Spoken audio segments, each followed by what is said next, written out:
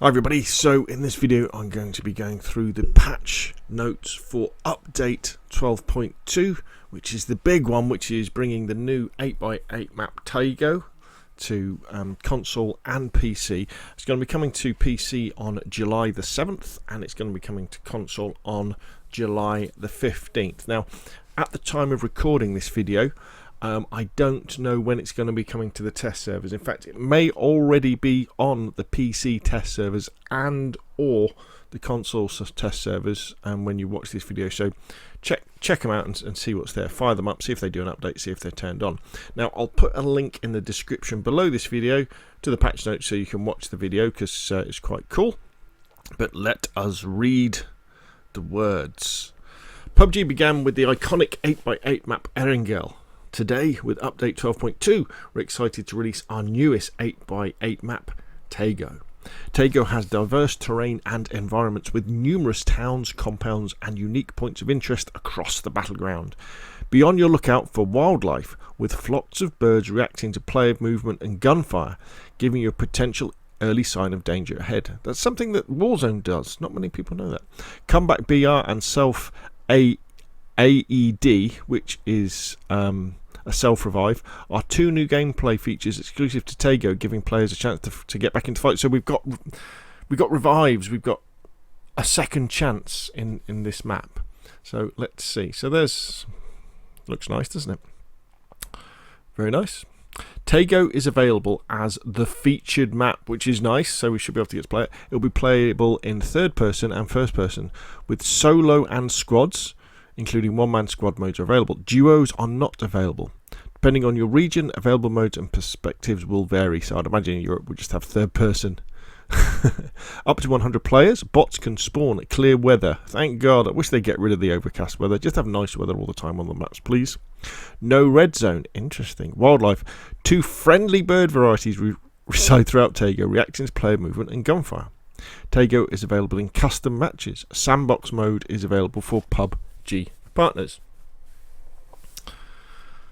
Comeback BR. Comeback BR is a Taego exclusive second chance mechanic, allowing players who die during the first blue zone phase the chance to drop back into the fight later in the match.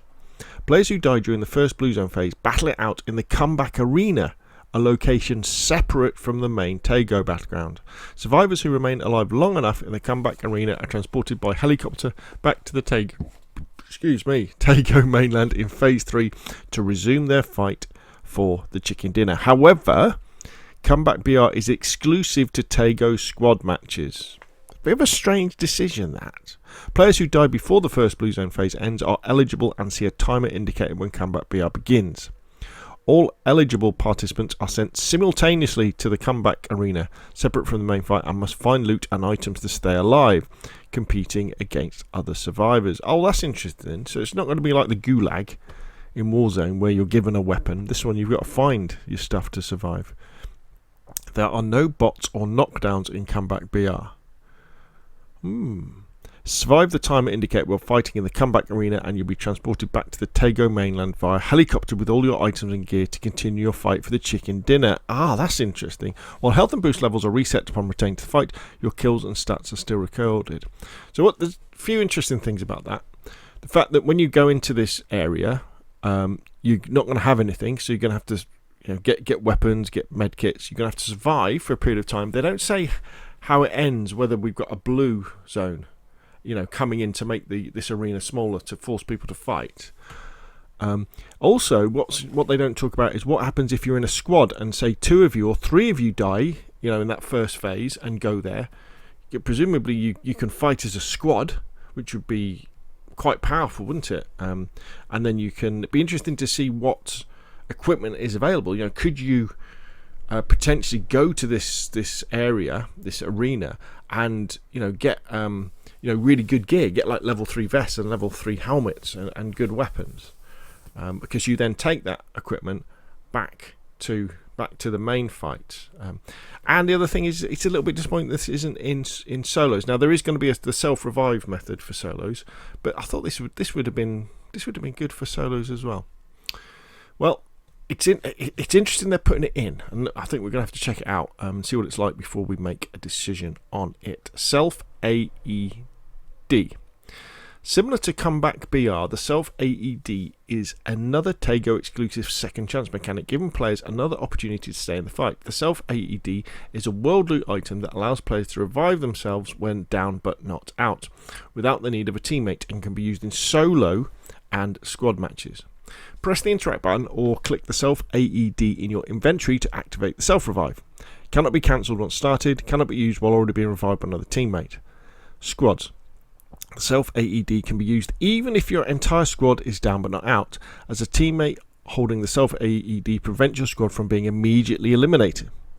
This gives you a chance to self revive and then revive your teammates.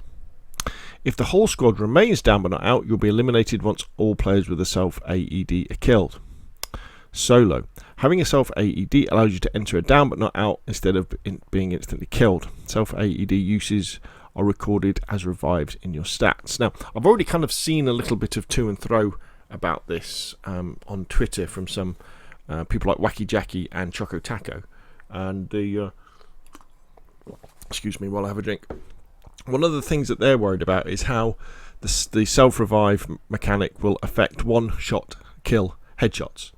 So say you're in a solo match and you see someone peeking behind a rock, you just see their head or the edge of a window, you hit them with a Kar 98, and normally that would be it, they would be dead. Bang, they're dead. With this though, you're going to hit them with a Kar 98, they're then going to fall to the ground, they can then hide behind the rock, self-revive, and then they're back in the fight, and you've given away your position by firing your gun, so people around you know you're there, they're still alive, and they probably have a good idea where you are. So there was absolutely no point in trying to take that person out beyond the fact that you've damaged their helmet and you've got rid of their self-revive for them, so they can't use it again. They don't say how many you can carry yet. And I don't know, I kind of mixed feelings about it. One of the things I don't like about PUBG is the fact that when you die, it takes you so long to get back into a game again. So you know you'll spend 15 to 20 minutes playing a game, and then the time to kill is really quick in PUBG. It can be instant. You know, someone hits you with a headshot, and you haven't got a level 3 helmet on. Bang, in a solo match, bang, that's it. You're dead. And then you've got to wait for the lobby to load. You've got to wait for matchmaking. You go into the lobby, and then if for some reason they have that crazy delay before another game starts, and it could be 10 minutes between games, which is way too long. You know, you could have played a couple of games of Call of Duty in that time. So something that keeps you in the fight does seem to be a good idea. But it's probably going to change the meta a bit in the fact that if you do hit someone in the head and they don't die, it'd be interesting to see what indication you get on your HUD, so that you know they're down but not out. So you know they're knocked. Because then you've got to decide, do you then push that person to try and kill them before they manage to use their revive? And also, they don't really say how much health you get.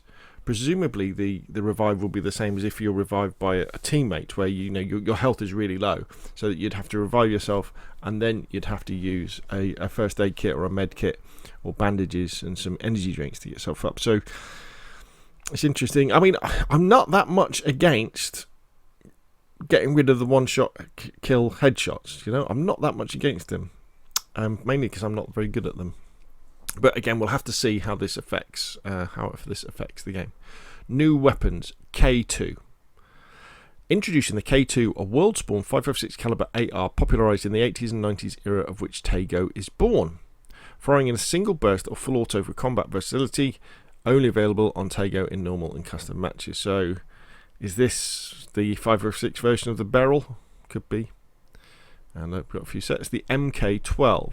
The MK12 is a new hard-hitting, high-velocity 5.56 caliber DMR, exclusive to Taego, found as a world loot across the map in normal and custom matches.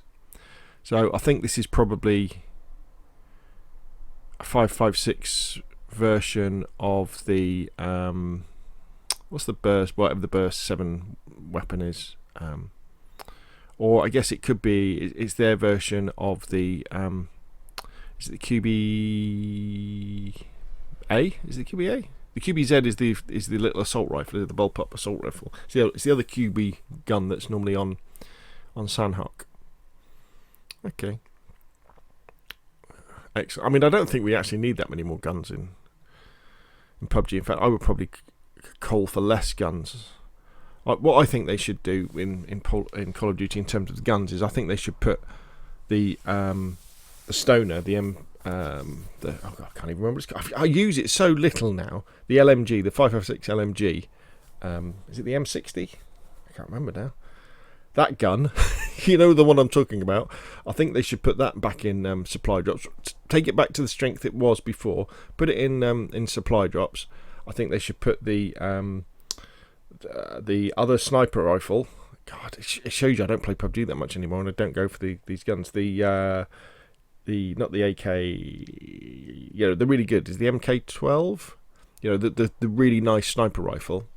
The 7.62 nice sniper rifle. They should put that back in supply drops as well. And I think the only sniper rifles that should be hanging around should be like the Kar 98 or the Mosin Nagant. That should be there. And because we don't need that many weapons, we don't need them. It's easier to balance it the less weapons there are.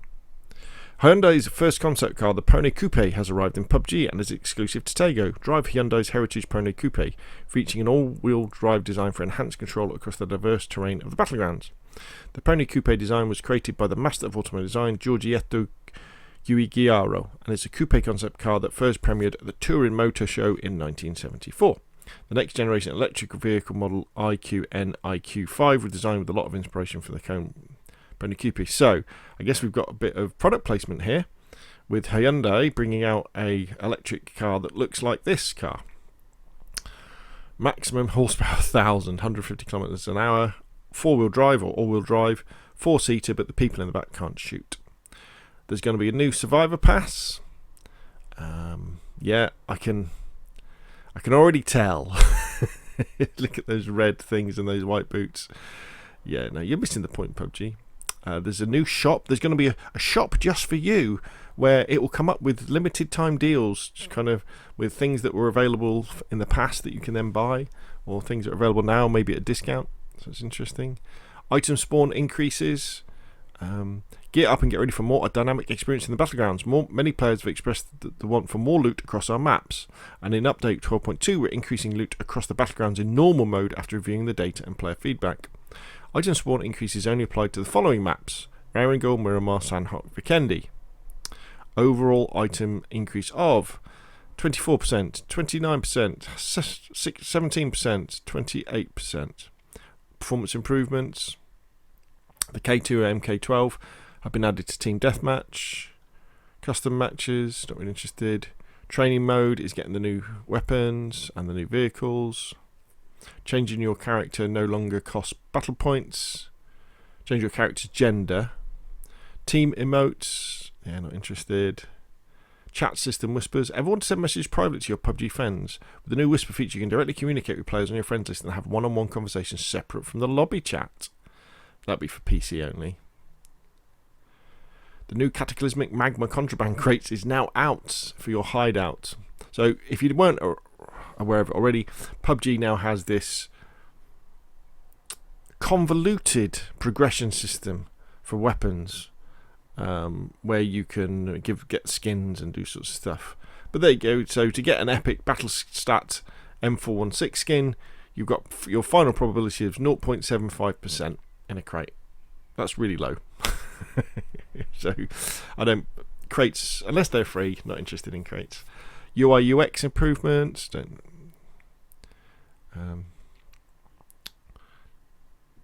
quality of life. When a PUBG friend joins the game, you'll receive a notification through the chat window. Settings.